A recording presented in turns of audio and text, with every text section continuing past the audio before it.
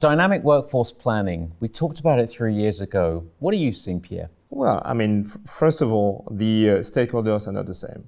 Before it was mainly the responsibility of the HR department and the CHRO, and now it's the entire C-suite and the board level was discussing about, the talent gap and how critical it can be for the competitiveness of the company, and especially in the financial services space. So that's a big change.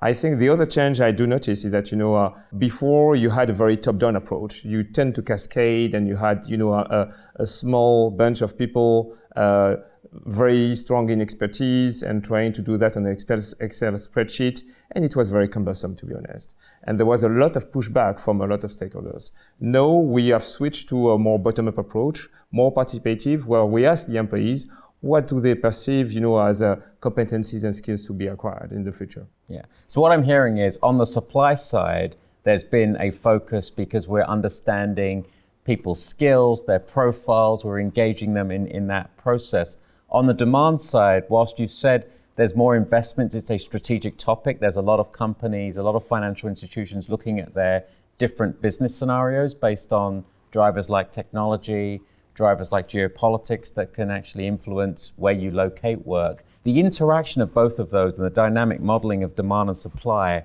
we haven't seen that at scale. No, absolutely. I think that nevertheless, there's a lot of technology provider trying to find the best match between this supply and demand and try to crack a little bit this issue.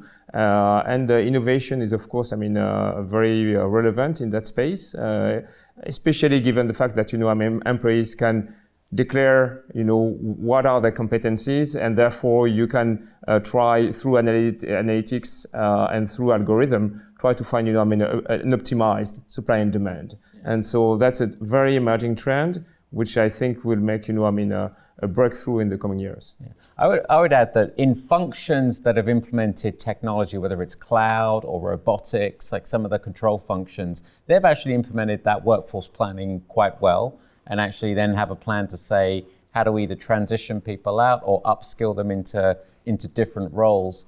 But I'm not seeing it enterprise-wide. Are you seeing any difference between some of your larger clients and maybe smaller clients in Europe? I think, yeah, nevertheless, I think, small clients are of course more nimble. And but it's one thing to be aware that it's a big topic, and but putting the means on the table on the budget, I think we are not there yet. Either, for big corporate, there is a tendency to procrastinate a little bit on that topic. And I think this is definitely putting, these companies at risk because it's a major threat for them.